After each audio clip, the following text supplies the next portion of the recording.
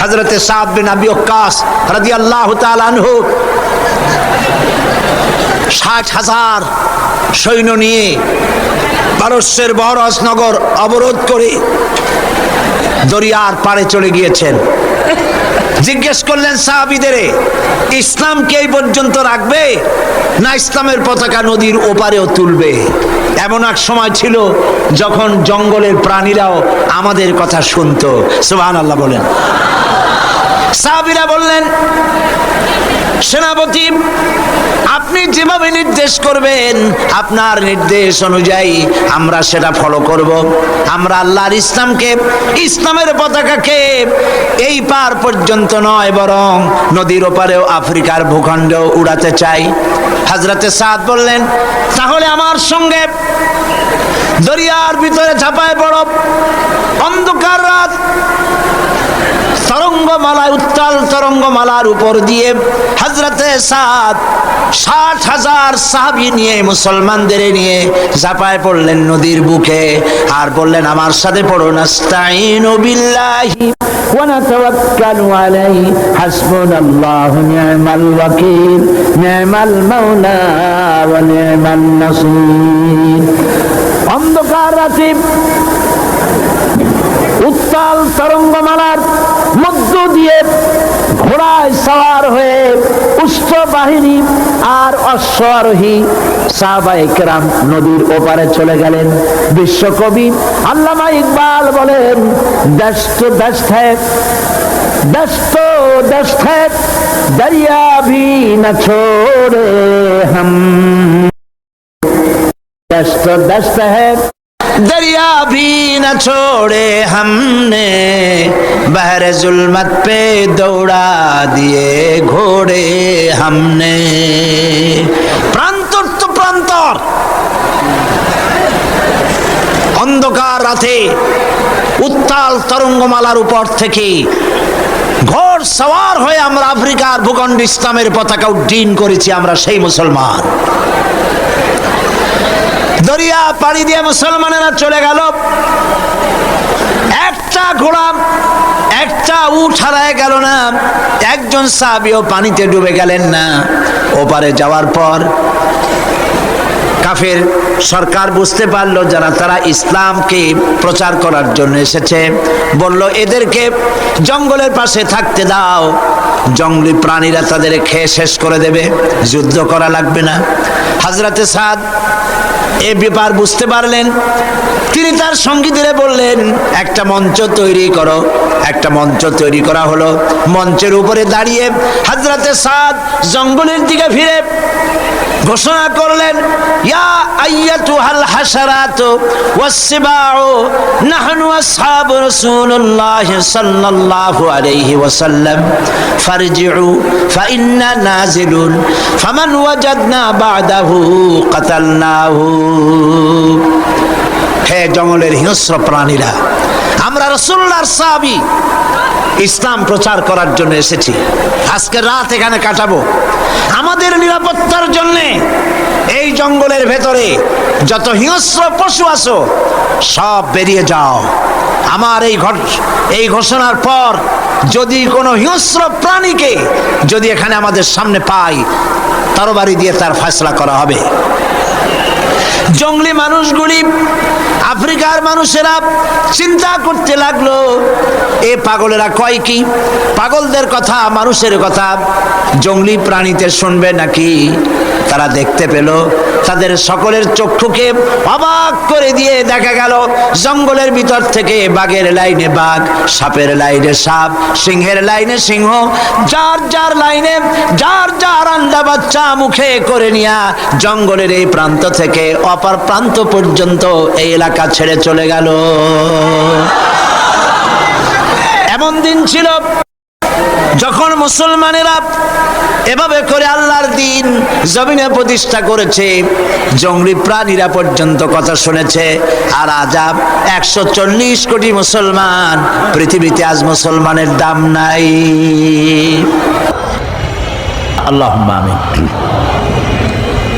ربنا ظلمنا أنفسنا وإن لم تغفر لنا وترحمنا لنكونن من الخاسرين ربنا لا تزغ قلوبنا بعد إذ هديتنا وهب لنا من لدنك رحمة إنك أنت الوهاب আয় আল্লাহ তাআলা কোরআনে কারীমের তাফসীরের মাহফিলে দীর্ঘক্ষণ ধরে তোমার কোরআনের কথা আমরা শুনেছি। আল্লাহ তাআলা মেহেরবানি করে আমাদের জিন্দেগির গুনাহ খাতা মাফ করে দাও রব্বুল আলামিন। আমাদের মধ্য থেকে আমাদের মা বাপ যাদের দুনিয়া থেকে বিদায় হয়ে গেছে কবরগুলিকে জান্নাতের টুকরা বানায়া দাও। রব্বির হামহুমা কামা রব্বায়ানি সগীরা।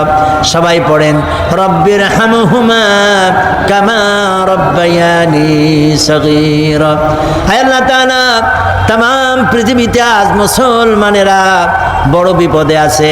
আল্লাহ তাআলা তুমি দয়া করে মুসলমানদের সাহায্যকারী হয়ে যাও রব্বুল আলামিন। আমাদের উপরে যারা জুলুম করে তুমি দেখতে পাচ্ছ, দুনিয়ার ইহুদি নাসারা আর মুশরিকরা ঐক্যবদ্ধভাবে মুসলমানদেরকে টার্গেট করেছে। আল্লাহ তুমি দয়া করে মেহেরবানি করে মুসলমানদের সাহায্যকারী হয়ে যাও। বাংলাদেশের বিভিন্ন জায়গা থেকে এবং চট্টগ্রামের চতুর্দিক থেকে দেশ বিদেশ থেকে যত লোক যাতায়াত করবেন প্রত্যেকের যাতায়াত তুমি দয়া করে আসান করে দিও, নিরাপদ করে দিও রব্বুল আলামিন। এই মাহফিলে আমাদেরকে যারা কথা বলেন তাদের কেমন কথা বলার তৌফিক দিও যাতে করে মানুষের হেদায়েত নসিব হয়ে যায়। আর যারা শুনতে আসেন আল্লাহ তাআলা প্রত্যেককে মনোযোগ সহকারে কথাগুলি বুঝে আমল করার তৌফিক দিও রব্বুল আলামিন। এই মাহফিলের সভাপতি হযরত মাওলানা শামসুদ্দিন সাহেব তোমার গোলাম, আল্লাহ তুমি দয়া করে তাকে সেহাতে কুল্লিয়া হায়াতে তাইয়্যিবা তুমি তাকে দান করে দিও। আল্লাহ লেখা সূরা, আল্লাহ লেখা সূরা রহমান, ইয়াসিন সূরা লিখিত স্বর্ণের চেইন এর লকেট ব্যবহার করে সেটা নিয়ে টয়লেটে প্রবেশ করা যাবে কি? আপনার নিজের বিবেক কি বলে? এই ধরনের লকেট ব্যবহার করাই ঠিক না। কারণ হলো এটা আল্লাহর নাম লেখা আছে, কোরআন শরীফের আয়াত লেখা, আল্লাহর বাণী লেখা, এটা আপনার শরীরে লটকানো আছে। এই অবস্থায় আপনি মিথ্যে কথা বলছেন। অনেক সময় সবাই যে বলছেন তা না, কিন্তু কিছু তো লোক আছে মিথ্যে কথা বলে, তারপরে গীবত গাইছে, এরপরে টয়লেটে যাচ্ছে, এছাড়া আরো বহু রকমের কাজ করছে। সেই জন্য কোরআনে কারীমের আয়াত লেখা, আল্লাহ লেখা, এইসব লেখা লকেট অথবা অন্য কোনো কায়দায় এগুলি শরীরে ঝুলিয়ে রাখা সঠিক নয়। যেহেতু আপনি অনেক সময় নাপাক হচ্ছেন, উজু থাকছে না, কাজে এগুলি ব্যবহার না করাই উচিত। জন্মদিন পালন করা ইসলামে কতটুকু বৈধ? এটা হচ্ছে ভালো প্রশ্ন। এখন তো শুধু জন্মদিন না, বার্থডে, ম্যারেজ ডে, মরণ ডে, তারপরে খাতনা ডে, এই যত রকমের দিবস আছে সব এখন পালন করা শুরু হয়েছে। বিশ্বাস করুন, মুসলমানদের জন্য জন্মদিন, বিবাহ দিবস ইত্যাদি পালন করা শরীয়তে এর কোনো ভিত্তি নাই। আপনাদেরকে একথা স্পষ্টভাবে জানতে হবে। বিশেষ করে শহরে ম্যারেজ ডেটা যে পালন করে, একটু যদি লজ্জা শরম থাকে, নাতি পুতি আছে, বউ আছে, পুত্রবধূ আছে, কোন কোন জায়গায় শোনা যায় পুত্রবধূরা শাশুড়িকে সাজাইয়া আর ছেলেরা বাপের সাজাইয়া তারপরে এক ঘরের মধ্যে দিয়ে দেয়। ইন্না লিল্লাহ পড়বেন না লা হাওলা পড়বেন। একটু শরম টরম তো থাকা উচিত। এই জন্য ম্যারেজ ডে এগুলি খ্রিস্টানদের থেকে এসেছে, হিন্দুদের থেকে এসেছে। জন্মদিন পালন করা কি হইল? একটা কেক আনলো, আর যে কয় বছর বয়স সেই কয় বছরের কয়টা মোমবাতি জ্বালাই, একজনের ছুরি হাতে নিল, হ্যাপি বার্থডে টু ইউ বলে ফু দিয়া মোমবাতি গুলো লিবাই দিল। তাতে হইল কি? এটা কি হইল? কিছুই হল। কাজী এগুলি এমনকি মুহাম্মদ রাসূলুল্লাহ সাল্লাল্লাহু আলাইহি সাল্লামের জন্মদিবস মৃত্যু দিবস পালন করার শরীয়তের কোনো সিদ্ধান্ত নাই। আমাদের দেশে যারা এগুলি করে এগুলি সুস্পষ্ট বিদআত। নবী করিম সাল্লাল্লাহু আলাইহি ওয়াসাল্লাম যেদিন পৃথিবীতে এসেছেন সেই দিন অথবা যেদিন ইন্তেকাল করেছেন একই দিনে এসেছেন, একই দিনে ইন্তেকাল করেছেন, এই দিবস উদযাপন করা আপনারা কি বলতে পারবেন যে সাহাবীদের চাইতে আমরা রাসূলুল্লাহকে বেশি ভালোবাসি? বলেন, পারবেন কেউ বলতে? তারা জীবন দিয়েছেন, তারা রক্ত দিয়েছেন। যদি কেউ দাবি করে সাহাবীদের চাইতে আমি বেশি ভালোবাসি রাসূলুল্লাহকে, তাহলে সে ভণ্ড, সে মিথ্যেবাদী। তো সাহাবায়ে কেরাম তারা তো নবী করিম সাল্লাল্লাহু আলাইহি ওয়াসাল্লামের জন্মদিবস মৃত্যু দিবস পালন করেন নাই। এই জন্য জন্মদিবস, মৃত্যু দিবস, বিবাহ দিবস আর এই জাতীয় দিবস পালন করা মরলে পরে কুলখানি আর 40 এর সবগুলো বিদআত, শরীয়তের কোনো ভিত্তি নেই।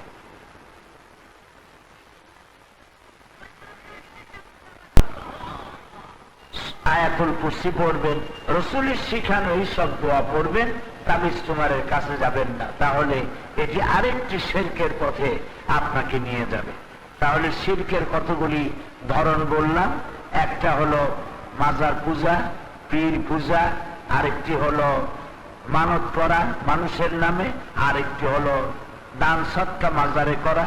এগুলি আপনারা করবেন না। আগরবাতি, মোমবাতি, চাদর আর কি বলে টাকা পয়সা, এগুলি মাজারে দিবেন না, মাজারে আপনারা নিজেরা যাবেন না।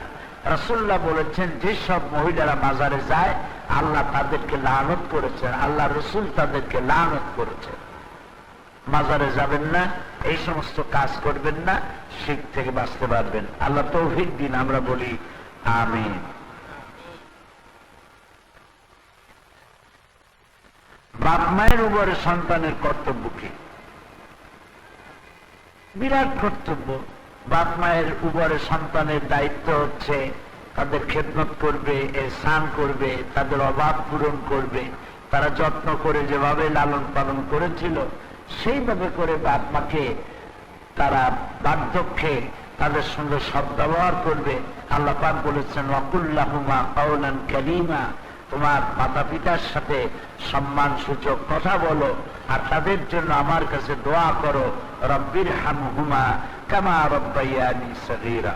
এই দোয়া করবেন, মা বাপকে খুশি রাখবেন, মা বাপকে সন্তুষ্ট রাখবেন, তাদের ইহসান করার চেষ্টা করবেন।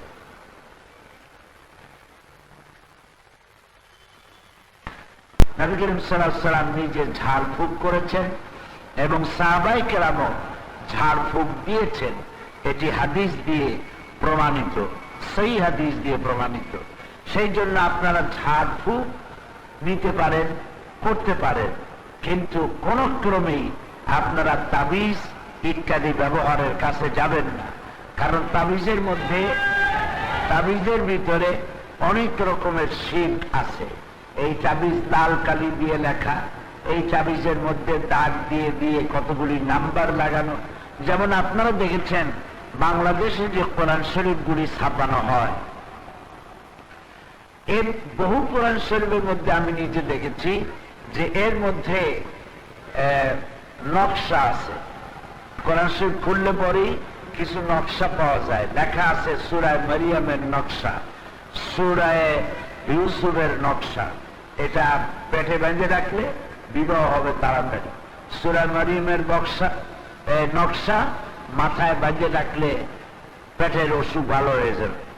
তারপরে সূরা ইয়াসিন কোমরে বাঁধলে ডেলিভারি হবে আসানে।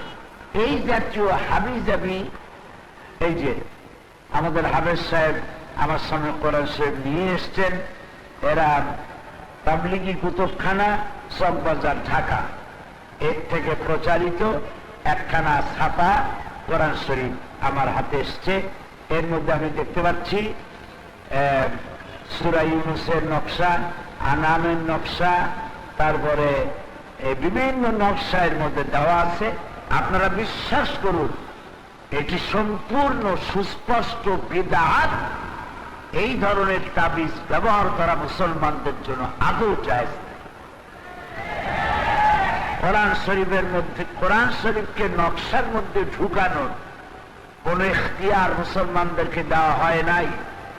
786 দিয়ে বিসমিল্লাহ বুঝানো হয়, শ্রেণীপত্রের উপরে বিভিন্ন জায়গায় 786 লেখা হয়। বিশ্বাস করুন, 10 লক্ষ বার যদি 786 লেখেন, একবার বিসমিল্লাহির রহমানির রহিমের সমান হবে না। এই জন্য আপনারা এই তাবিজ থেকে সতর্ক হন। তাবিজ যদি কোমরে থাকে, গলায় থাকে, ছেড়ে ভালায় দেন। এই তাবিজ মুসলমানদের ব্যবহার করা উচিত নয়, কোনো প্রয়োজনই নাই। আল্লাহ পাক বলেছেন, আলাইসাল্লাহু বিকাফিন আবদা, আমি কি আমার বান্দার জন্য যথেষ্ট নই? তো আল্লাহ যদি যথেষ্ট হন, তাহলে এগুলির আশ্রয় কেন গ্রহণ করবেন? আবার আজমির থেকে আনা হয় লাল সুতা কতগুলি, এগুলি আমদানি করা হয়। আবার পীর সাহেবদের কাছে নেওয়া হয় কালো সুতা। ওদিক দিয়ে আসে লাল সুতা হিন্দুস্তান থেকে, আর বাংলাদেশের কালো সুতা। এই কালো সুতাগুলি পীরদের কাছে নেওয়া হয়, ওনারা গিরে দিয়ে দিয়ে ফু দিয়া সেগুলো দেন। এগুলি বাচ্চাদের গলায়, মেয়ে লোকদের গলায়, পুরুষের হাতে এগুলি বাঁধা থাকে। সুস্পষ্ট হারাম, কোন ক্রমে জায়েজ নাই। যদি কারোর সাথে থাকে, আজকে কেটে ফেলে দিবেন ডাস্টবিনে, এগুলি ব্যবহার করবেন না। তবে দুষ্ট জিন এবং দুষ্ট শয়তান থেকে, দুষ্ট মানুষের অনিষ্টতা থেকে বাঁচার জন্য নবী করিম সাল্লাল্লাহু আলাইহি ওয়াসাল্লাম বলেছেন, সূরা ফালাক 3 বার, সূরা ইখলাস 3 বার, ফজরে আর মাগরিবে 3 বার করে পড়ে 2 হাতে ফু দিয়ে মাথা থেকে শুরু করে সমস্ত শরীরে, মানুষ যেমন তেল মালিশ করে নিজের গায়ে, ওইরকম করে 2 হাতে ফু দিয়ে হাত যতদূর যায় ততদূরে শরীরে এটা মলে নিবে, এভাবে মালিশ করে নিবে। তাহলে নবী করিম সাল্লাল্লাহু আলাইহি ওয়াসাল্লাম বলেছেন যে দুষ্ট শয়তান, দুষ্ট জিন এবং দুষ্ট মানুষের অনিষ্টতা থেকে আল্লাহ পাক হেফাজত করবেন। মহিলারা কি পুরুষদের মতো ইসলামী আন্দোলন করতে পারে? শরীয়তের দৃষ্টিভঙ্গি কি? মহিলারা কি বিভিন্ন জেলায় ইসলামের কাজ করার জন্য যেতে পারে? পুরুষ এবং মহিলা সকলেই আল্লাহর বান্দা। শুধুমাত্র দৈহিক গঠন প্রকৃতির মধ্যে আল্লাহ পাক কিছু ভিন্ন রকম করে দিয়েছেন। পুরুষ এবং মহিলাদের দায়িত্বের মধ্যেও কিছু কাজ বেশি এবং কমায় দিয়েছেন। পুরুষের যেমন দায়িত্ব আছে, আযান দিতে হবে, ইমামতি করতে হবে, ইকামত দিতে হবে, জিহাদের ময়দানে যেতে হবে। কঠিন দায়িত্বগুলি পুরুষদের দেওয়া হয়েছে। মহিলাদের দায়িত্ব, তাদের কঠিন দায়িত্ব তাদের সংসার। এরপরেও তাদেরকে কিছু দায়িত্ব দেওয়া হয়েছে, সে দায়িত্ব তারা পালন করতে পারবেন। যেমন তার মধ্যে একটি দায়িত্ব হল ইসলামী আন্দোলন। এটি পুরুষের জন্য ফরজ, মেয়েদের জন্য এটি সমান ফরজ দায়িত্ব। তবে পুরুষেরটা যত ব্যাপক, মহিলাদেরটা ততটা ব্যাপক নয়। তাদের ক্ষেত্র, তাদের পরিমণ্ডল, তাদের পরিবেশকে কিছুটা ছোট করে দেওয়া হয়েছে। এটি সঙ্গত কারণেই, কারণ তার সংসার আছে, তার স্বামী আছে, তার বাচ্চা আছে, ইত্যাদির জন্য তাকে বেশি সময় দিতে হয়। এই জন্য যতটুকু সময় এর থেকে বের করা যায়, সেই সময়টুকু নারীদের প্রচারের জন্য, ইসলামের জন্য দায়িত্ব পালন করবেন, পর্দা সহকারে, সাথে অন্য কোনো মহিলার সাথে নিয়ে, একাই কি নয়।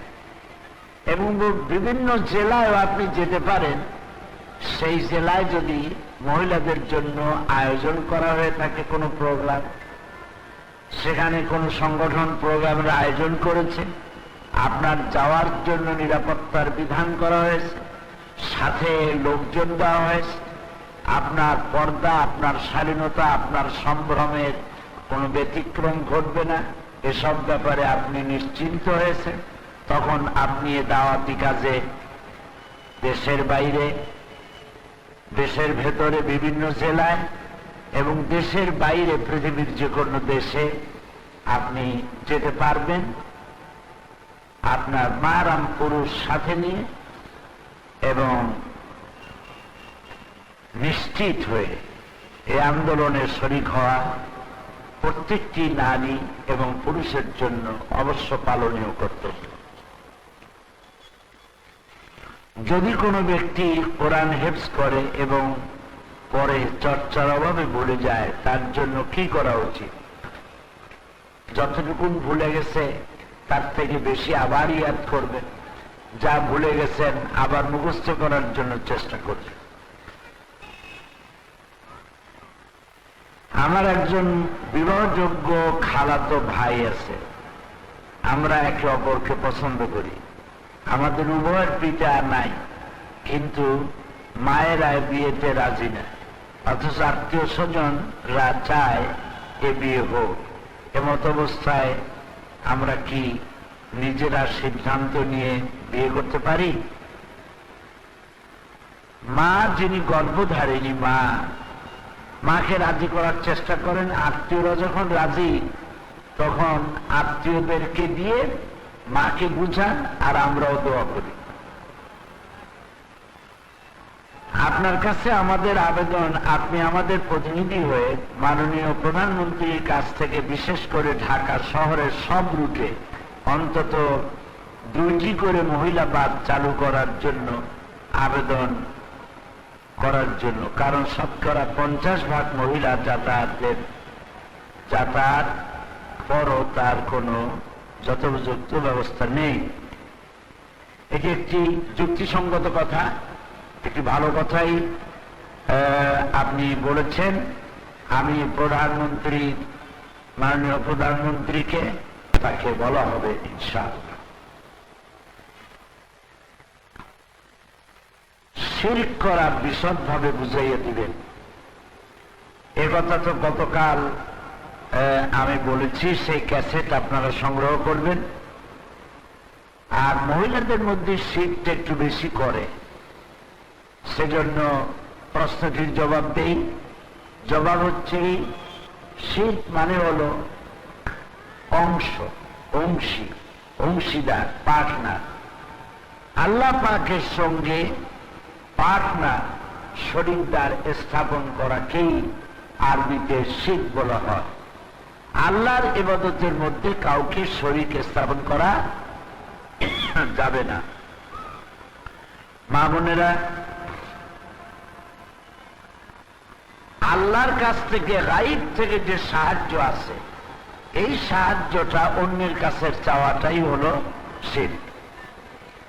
এর অর্থ এই নয় যে আপনার কাছে টাকা নাই, আপনি কারো কাছে টাকা চাইলে সেটা শিরক হবে, বিষয়টা এমন নয়। আপনার কোন জিনিসের অভাব আছে, সেই জিনিসটা প্রতিবেশীর কাছে আছে, আত্মীয়র কাছে আছে, তার কাছে চাওয়াটা অপরাধ নয়, শিরক নয়। শিরক হলো গায়ব থেকে যে সাহায্যটা পাওয়া যায় সেইটি অন্যের কাছে চাওয়া। যেমন বিপদে পড়েছেন, এই বিপদ থেকে বাঁচাতে সক্ষম আপনাকে কে? পুরুষেরা বলেন জোরে।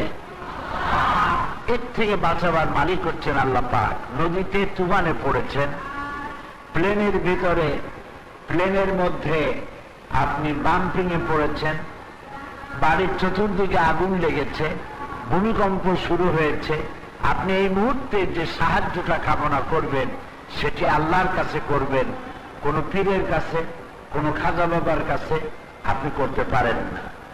সন্তান হয় না, সেই সন্তান হয় না, বিবাহ হয়েছে, এই সন্তান কোন পীরের কাছে, কোন মাজারের কাছে আপনি চাইতে পারেন না। আপনি বিপদে পড়েছেন, কোন মরা পীর, কোন জ্যাঠাপিলের নামে আপনি মানত করতে পারেন না, এটি সুস্পষ্ট হারাম। মানত হবে কেবলমাত্র আল্লাহর নামে। আল্লাহ ছাড়া কোন জীবিত কোন মৃত ব্যক্তির নামে মানত করা সুস্পষ্ট হারাম, গুনাহ হবে। এই জন্য আপনারা অনুগ্রহ করে এসব শিরক থেকে বাঁচতে চেষ্টা করবেন। গেল 2 নম্বর। 3 নম্বরের কথা হচ্ছে মহিলারা বিশেষভাবে তাবিজের ভক্ত। এই তাবিজ ঝুলানো এ সম্পর্কে কোরআনে হাদিসে এ ব্যাপারে উৎসাহিত করা হয় নাই। নবী করিম সাল্লাল্লাহু আলাইহি ওয়াসাল্লাম নিজে তাবিজ লেখেন নাই। সাহাবায়ে কেরাম কেউ তাবিজ লিখেছেন বলে কোনো প্রমাণ নাই।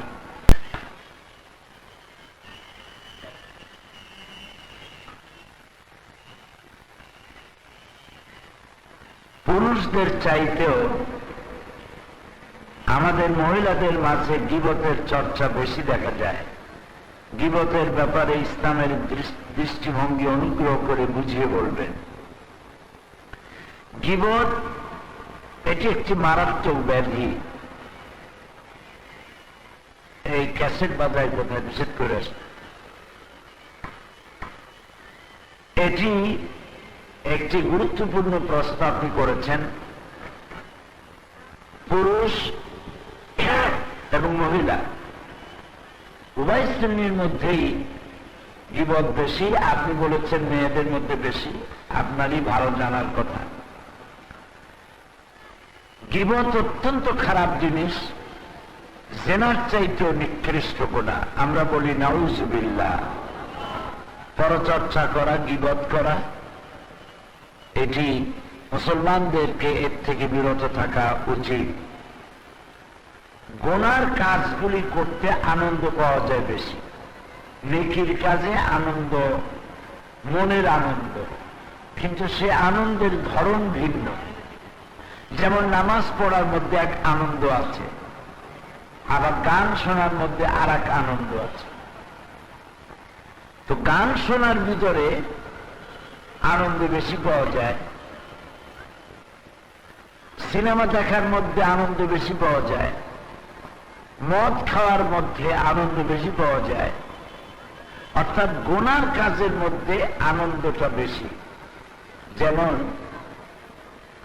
শরীরে যদি কারো দাঁত হয়, দাঁত বলে না, দাঁত একটা রোগের নাম স্কিন ডিজিজ। দাঁত হলে পরে রোদ লাগলে তার চুলকাতে ভালো লাগে, আর তখন সে চুলকাতেই থাকে। এরপরে যখন রক্ত বেরিয়ে যায় তখন সে চুলকানি বন্ধ করে, এরপরে দেখা যায় যে জ্বলতে থাকে। প্রথমে মজা লাগছিল, পরে জ্বলা শুরু হল। তো গুনার কাজগুলিতে মজা লাগে। যখন গীবত গায়, যে গীবত বলছে তার কাছেও আনন্দ লাগে, আর যে শোনে সে আরো কান পাইতে শোনে, বলো তো তারপরে কি হলো, তারপরে কি হলো, সে আরো মজা করে শুনতে চায়। এর পরিণতি জাহান্নাম, সেই জন্যই মজা বেশি। নাউজুবিল্লাহ বলি আমরা। এই জন্য পরনিন্দা করা নিষেধ। আপনি যার নিন্দা করছেন, উচিত হবে যার নিন্দা করছেন তার সামনে গিয়ে তাকে সংশোধন করে দেওয়া, তাহলে সওয়াব হবে। একদিকে পরনিন্দা করলে জেনার গুনাহ হবে, আর একদিকে যার নিন্দা করছেন সেটা যদি তাকে শুনিয়ে দেন, বলে দেন, বুঝিয়ে দেন, তাহলে আপনার জন্য সওয়াব হবে। সেই জন্য গীবত বন্ধ করা উচিত, গীবত করা জায়েজ নাই। কোরআনে কারিমে আল্লাহ পাক বলেছেন, তোমরা কি তোমার বড় ভাইয়ের গোশত খাওয়া পছন্দ করবে? আল্লাহ পাক বলছেন ফাকারিহ তুমুহু, অবশ্যই তোমরা তো অপছন্দ করবে। এই জন্য অন্যের গীবত গাওয়া আর আপন মরা ভাইয়ের গোশত খাওয়া এর সমান পাপ। মহিলা পুরুষের জন্য, মহিলা পুরুষের জন্য কতটুকু লেখাপড়া জানা জরুরি? লেখাপড়া জানার তো কোনো শেষ নাই। শিক্ষার বয়স হলো মিনাল মাহাদ ইলাল লাহাদ, জন্ম থেকে শুরু করে কবর পর্যন্ত, দোলনা থেকে নিয়ে কবর পর্যন্ত হলো শিক্ষার বয়স। আর কমসে কম এতটুকুন তো প্রত্যেকটি মুসলিম নরনারীকে শিখতেই হবে, যতটুকুন শিখলে পরে আল্লাহকে চেনা যায়, রসুলকে চেনা যায়, নিজেকে জানা যায়, এবং মানুষ হিসেবে, মুসলমান হিসেবে তার দায়িত্ব কি, কর্তব্য কি, সমাজের উপরে তার দায়িত্ব কি, রাষ্ট্রের উপরে দায়িত্ব কি, কমসে কম এতটুকুন শিক্ষা গ্রহণ করা উচিত। তবে ফরজ হচ্ছে এতটুকুন, যতটুকুন না জানলে নামাজ, রোজা, হজ, যাকাত, আল্লাহর হক এবং বান্দার হক বোঝা যায় না, বুঝতে সক্ষম হওয়া যায়। অন্তত এতটুকুন শিক্ষা তো গ্রহণ করা সকলের জন্য ফরজ। মা বোনেরা, আমি সর্বপ্রথম আপনাদের প্রশ্নগুলির জবাব দেব ইনশাআল্লাহ, আর তারপরে আপনাদের বক্তব্য, আপনাদের উদ্দেশ্যে কিছু কথা কোরআন হাদিস থেকে আলোচনা করব। আপনারা অনেক প্রশ্ন করেছেন, আজকে জুমার দিন, সেদিকে লক্ষ্য রেখে যথাসম্ভব আপনাদের প্রশ্নগুলির জবাব দেওয়া হবে। একজন প্রশ্ন করেছেন, কোলন শিশু সম্পর্কে আপনার বক্তব্য কি? যারা খবরের কাগজ পড়েন, দুনিয়া সম্পর্কে খোঁজ খবর রাখেন, তারা জানেন যে এটি একটি বিশ্ববাসীর জন্য নতুন আরেকটি হুমকি। কোলন পদ্ধতিতে মানব সন্তান জন্ম দেওয়ার এই বিষয়টি হচ্ছে যে কোলন পদ্ধতিতে যে সন্তান পয়দা হয়, এটি শুরু করেছে তারা একটা ভেড়ার বাচ্চা দিয়ে। ভেড়ার মধ্যে এই বৈজ্ঞানিক প্রক্রিয়ার মধ্য দিয়ে ভেড়ার যে বাচ্চা হলো, সে ভেড়াটা তার মায়ের মতোই হলো, অবিকল কার্বন কপি, ট্রু কপি যাকে বলা হয়।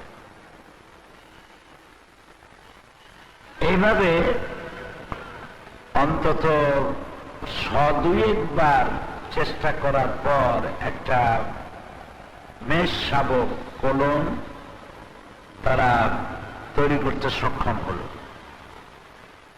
তারপরে এটা মানুষের উপরে প্রয়োগ করা শুরু করলো। এ পর্যন্ত 2 জায়গা থেকে বা 3 জায়গা থেকে দাবি এসেছে যে কোলন শিশু পয়দা হয়েছে, এবং যে পদ্ধতিতে এই ক্লোনিং হয় এবং এর দ্বারা যে বাচ্চা আসে, সেই পদ্ধতি অনুযায়ী বাচ্চাটা ঠিক তার মায়ের মতো হয় অথবা তার পিতার মতো হয়, অবিকল। পার্থক্য করার কোনো সুযোগ নেই। এবং অনেক রোগ নিয়ে তারা আসে। যে প্রাণীগুলির উপরে করা হয়েছিল তারা বহু রোগ নিয়ে এসেছিল এবং সেগুলি পরবর্তী সময় অনেকগুলি মারাও গেছে। মূল বিষয় হচ্ছে যে আল্লাহ পাকের সৃষ্টির সাথে যদি কোনো পাল্লা দেওয়া হয়, সেটা মানুষের জন্য ক্ষতি ছাড়া উপকারের কিছুই নেই। পৃথিবীতে অসংখ্য মানুষ আল্লাহ সৃষ্টি করেছেন, কিন্তু কারো চেহারার মতো কারো চেহারার আল্লাহ মিল করেন নাই। এমনকি গলার আওয়াজেরও কারো মিল করেন নাই। যতই নকল করুক, আর একজনের গলার সুরে তার নকল হিসেবে ধরা পড়বেই, যেটা নকল করা হচ্ছে। সেই জন্যে আল্লাহ পাক যে বিষয়টা করেছিলেন যে এক রকমের চেহারা হলে সেটা ক্ষতিকর। মা আর মেয়ে দুজনে যদি সমান চেহারার হন, সমান কণ্ঠের আওয়াজ একই আওয়াজ আর একই চেহারার যদি হয়, কোনো পার্থক্য যদি না থাকে, তাহলে গৃহস্বামী পিতা এবং স্ত্রীর স্বামী যখন ঘরে ঢুকবে, সে তার বউ এবং তার মেয়েকে চিনবে কি করে? ছেলে যদি স্বামীর মতোই হয়, পিতার মতোই আকার ধারণ করেছে, একই রকম চেহারা, একই রকমের গলার আওয়াজ, তাহলে মা কেমন করে চিনবে তার স্বামীকে আর তার স্ত্রীকে? আল্লাহ তো এত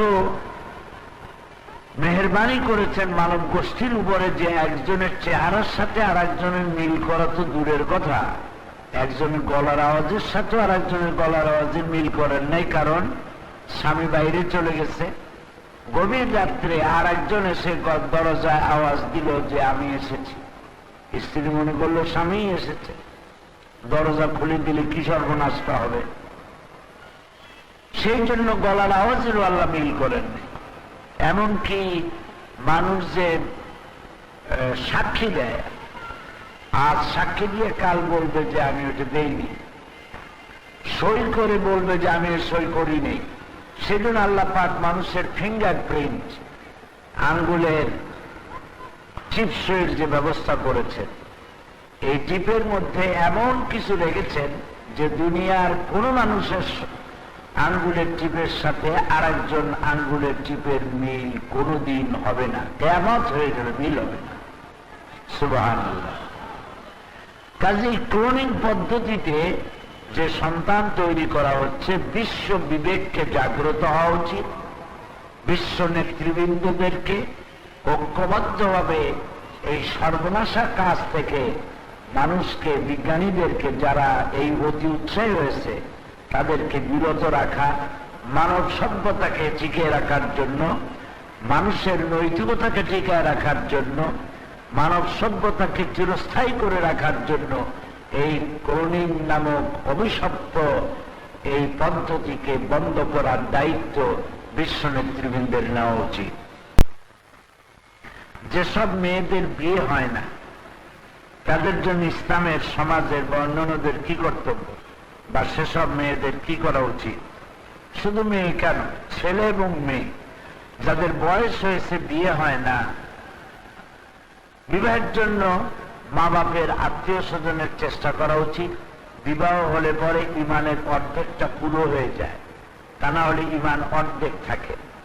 ইমানকে হেফাজতের জন্য ছেলে হোক মেয়ে হোক, বয়স হয়ে গিয়েছে, বিবাহ হচ্ছে না দীর্ঘদিন, এমন অবস্থায় ছেলে বা মেয়ে মাঝে মধ্যে রোজা রাখবে এবং আল্লাহর কাছে দোয়া করবে। আর এই অবস্থায় যারা পড়েছেন তাদের জন্য আমরাও দোয়া করি, আল্লাহ যেন তাদের বিবাহকে ত্বরান্বিত করে দেয়। স্বামীরা খারাপ পথে চললে এবং তাতে বাধা দিলে, যদি তারা খারাপ ব্যবহার করে, তখন স্ত্রীদের কি করা উচিত? আপনারা সবর করবেন। আর খারাপ ব্যবহারটা যখন তার রাগ কমবে, তখন তাকে বিষয়টা বুঝিয়ে বলবেন যে খারাপ ব্যবহার করা মুসলমানদের কাজ না, ভালো ব্যবহার করো। মেজাজটা ভালো হলে বলবেন, কারণ হলো তার মেজাজ আছে খারাপ, সে আপনার সাথে খারাপ ব্যবহার করতেছে। এখন আপনিও যদি খারাপ ব্যবহার শুরু করেন, তাহলে এর পরিণতি যা হবার তাই হবে। সেই জন্য স্বামী যখন রাগ করে, চুপ করে থাকাই ভালো। যখন রাগ তার পড়ে গেল, তখন আপনি তাকে বুঝাতে পারবেন, বলবেন যে তুমি যে রাগারাগিটা করলা, আমি তোমার অর্ধাঙ্গিনী, আমি তোমার স্ত্রী, আমার সাথে রাগারাগি করা কি তোমার উচিত হয়েছে? এই আচরণ কি করা ঠিক হয়েছে? কোরআন শরীফ বলেছে ওয়াকুলু লিন্নাসি হুসনা, মানুষের সাথে সব ব্যবহার করো, ভালো ভালো কথা বলো। আল্লাহ বলেছেন ভালো কথা বলো, তুমি আমার সাথে খারাপ কথা বললে কেন? এইভাবে করে যদি আপনি বুঝান, তাহলে ভালো হবে। বুঝাতে চেষ্টা করুন, এবং বুঝানোটা অভিমান দিয়ে নয়। নিজেকে কখনো স্বামীর সমকক্ষ মনে করবেন না। নিজেকে স্বামীর সমকক্ষ মনে করা একটি মারাত্মক ভুল। এবং তাকে আপনি যতটা নিয়ন্ত্রণ করতে পারবেন ভালোবাসা দিয়ে, অভিমান করে, রাগারাগি করে নিয়ন্ত্রণের কিছুই করতে পারবেন না, বরং এর পজিশন আরো খারাপ হবে। এই জন্য ভালোবাসা দিয়ে, উদারতা দিয়ে, মোহব্বত দিয়ে, সবর এখতিয়ার করে আপনি তাকে নিজের বশীভূত করার জন্য চেষ্টা করুন, তাহলে এটা সম্ভব।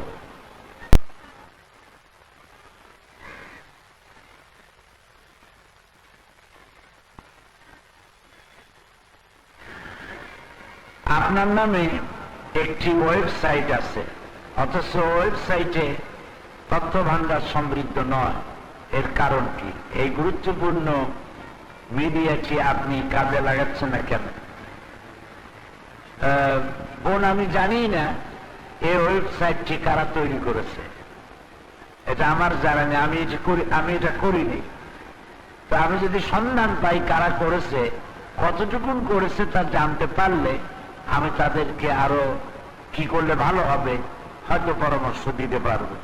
এই যে আমার ক্যাসেটগুলি সারা পৃথিবীতে ছড়িয়ে পড়ছে, এই ক্যাসেটগুলি আল্লাহর মেহেরবানি, cassette, audio, video, CD, VCD, বিভিন্ন পদ্ধতিতে সিএসপি তারা এই দায়িত্ব নিয়েছে, তারাই করতেছে এবং ভালোভাবেই করছেন। সারা দুনিয়ায় এটা ছড়িয়ে পড়েছে।